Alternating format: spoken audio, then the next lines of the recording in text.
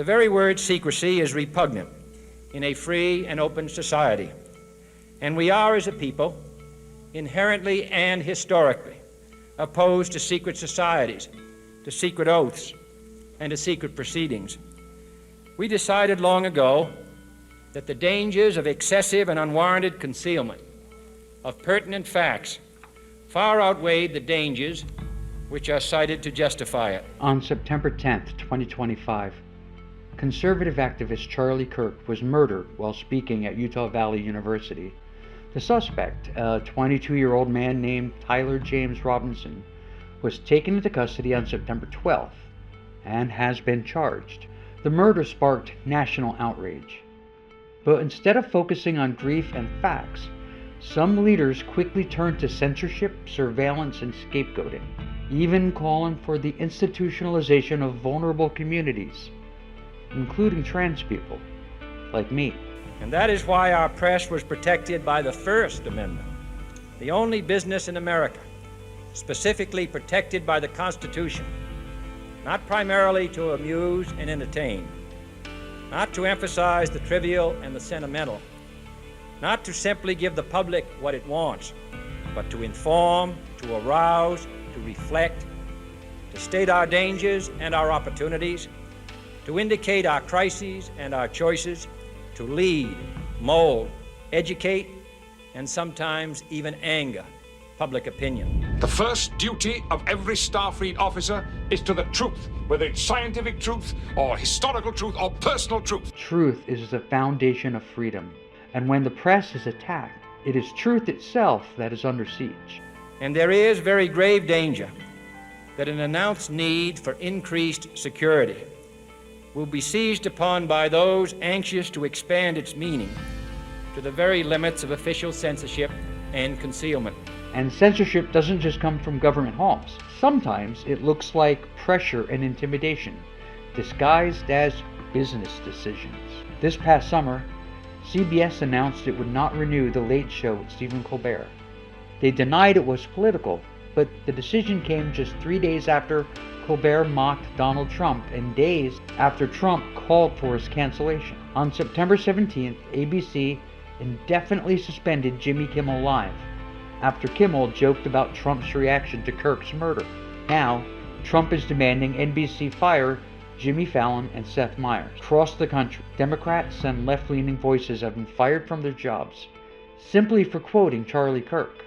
We cannot take a fundamental principle of the Constitution and turn it against a citizen. That's exactly what is happening now. Constitutional protections, speech, press, dissent, twisted into weapons against the very people they were meant to protect. But the road from legitimate suspicion to rampant paranoia is very much shorter than we think. Even today, there is little value in opposing the threat of a closed society by imitating its arbitrary restrictions. Even today, there is little value in ensuring the survival of our nation if our traditions do not survive with it. Political violence is a danger, but the greater danger is how we respond.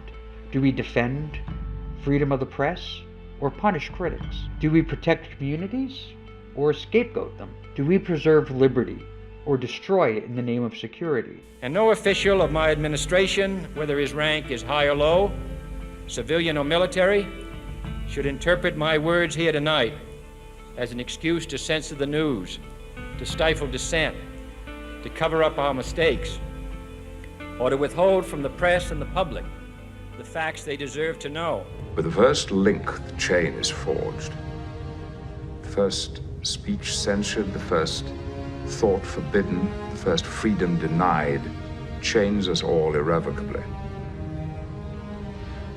The first time any man's freedom is trodden on, we're all damaged. And that is exactly what we're seeing. Dissent stifled, comedians punished, journalists pressured, citizens fired, vulnerable people threatened. When power demands we accept lies as truth, resistance can be as simple and as dangerous as refusing to look at 4 lights and call them 5. There are 4 lights! So it is to the printing press, to the recorder of man's deeds, the keeper of his conscience, the courier of his news, that we look for strength and assistance, confident that with your help, man will be what he was born to be, free and independent. The press is the watchdog of democracy, holding the power to account, exposing corruption, asking the questions those in power don't want asked. That's why it's called the Fourth Estate. Not elected, but essential, guarding the public's right to know. Without a press free of government interference, our republic doesn't just cease to be free, it dies. Without debate, without criticism, no administration and no country can succeed, and no republic can survive. Kennedy believed in truth.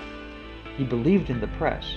He believed in us. If we let fear justify censorship and scapegoating, our republic cannot survive. But if we stand up, speak out, and defend freedom, especially for those at risk of being silenced, like me, then our republic has a fighting chance.